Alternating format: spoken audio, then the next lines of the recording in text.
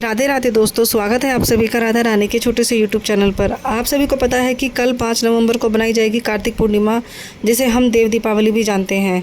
तो आइए आप सुनते हैं हम कि कार्तिक पूर्णिमा के दिन आपको क्या खास उपाय करने हैं, जिससे कि लक्ष्मी माता आपसे खुश हो जाए और आपके आने वाला साल जो है आपके जीवन में सुख समृद्धि और धन की बरकत लेकर आए। ज्योतिष के अनुसार कार्तिक का महीना बेहद ही खास माना जाता है। कार्तिक पूर्णिमा बहुत ही महत्वपूर्ण होती है, बहुत ही पावन होती है। इसे देव पूर्णिमा, देव दीपावली भी कहा जाता है। हिंदू पंचांग के अनुसार कार्तिक माह के शुक्ल पक्ष की पूर्णिमा को हर वर्ष कार्तिक पूर्णिमा मनाई जाती है।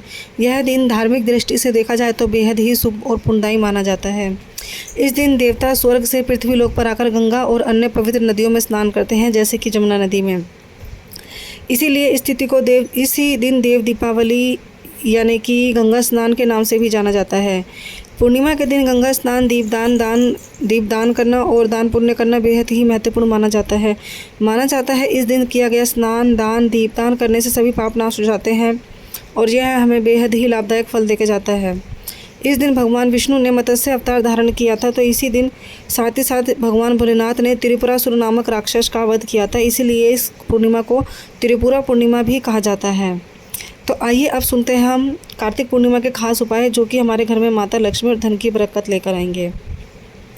तो दोस्तों, सबसे पहले तो आपको करना क्या है, देखो, कोई भी पूर्णिमा के दिन आपको जो जैसे आपके घर के मंदिर होते हैं, अपने घर का सबसे पहले तो जो मुख्य द्वार होता है, मुख्य द्वार पर पूजा घर में, साथ ही साथ आपको तुलसी के सामने एक घी का दीपक अवश्य ही प्रज्वलित करना है। अगर आप किसी भी गंगा घाट पर जाते हैं तो वहाँ पर 11 या 21 दिए ज़रूर जलाएं। यह दीपदान भगवान विष्णु और माता लक्ष्मी दोनों को प्रसन्न करने के लिए होता है। घर में लक्ष्मी का स्थायी वास के लिए होता है। तुलसी माता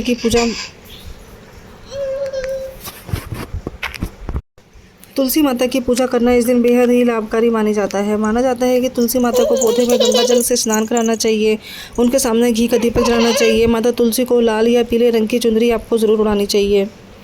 उसी समय ओम नमो भगवते का जाप आपको अवश्य करना चाहिए, जो कि हमारे घर में सुख शांति लेकर आता है और नकारात्मकता को दूर करता है। इस दिन भगवान श्री कृष्ण या विष्णु भगवान के मंत्रों का आप जाप कर सकते हो, जो कि आपके मन को शांत करते हैं, आपकी सकारात्मक ऊर्जा को बढ़ाते हैं और घर की और आपके दिमाग की अशुद्धियों को दूर करते हैं। ब्राह्मणों और ज़रूरतमंद लोगों को दान करना, इस दिन किया गया दान बेहद ही शुभकारी और बहुत ज़्यादा पुण्य का प्राप्ति कराता है। तो आपको किसी भी ब्राह्मण को दान करना, ज़रूरतमंद गरीबों को ऊनी कपड़ा, खाने की चीज़ें, कोई भी अपनी सामर्थ्यता और उसकी किसी भी दानी की, आपकी जितनी भी जेब आपका बजट अलाउ करता है और जितना उनको ज़रूरत है आप उनको हिसाब से उनको दान कर सकते हो। इस दिन श्रीमद् भगवत गीता का पाठ ज़रूर करना चाहिए। ऐसा माना जाता है कि कार्तिक पूर्णिमा के दिन भगवत गीता का पाठ करना बेहद ही फलदायी होता है। गीता का एक श्लोक भी श्रद्धा से पढ़ लिया जाए तो वह पूरे वेदों को अध्ययन करने के समान होता है।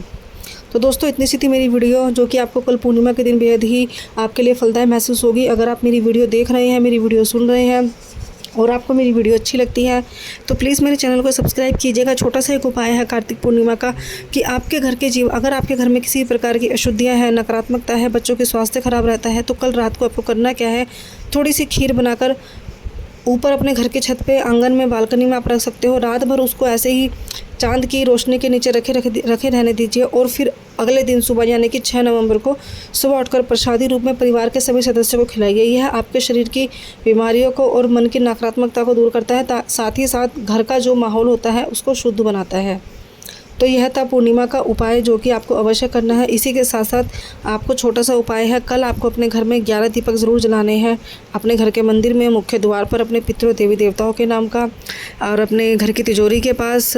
और आप अपने हिसाब से, जैसे आपके घर में तुलसी के अलावा केले का पौधा है या आंवले का पौधा है या शमी का पौधा है या बेलपत्री, कोई भी पूजा वाला पौधा है, उसके आगे जरूर जलाइए। पीपल पर जलाइए, घर के पास जो मंदिर रहेगा मंदिर में जला कर आइए, शिवलिंग पर जला के आइए।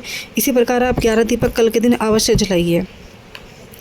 तो यह आपके जीवन की जो अंधेरा है उसको दूर कर देंगे। साथ ही साथ दीप दान करने से हमारे घर में लक्ष्मी का वास स्थायी रहता है। तो इतनी सी थी दोस्तों मेरी वीडियो। मिलते हैं अगली वीडियो में, तब तक के लिए राधे राधे।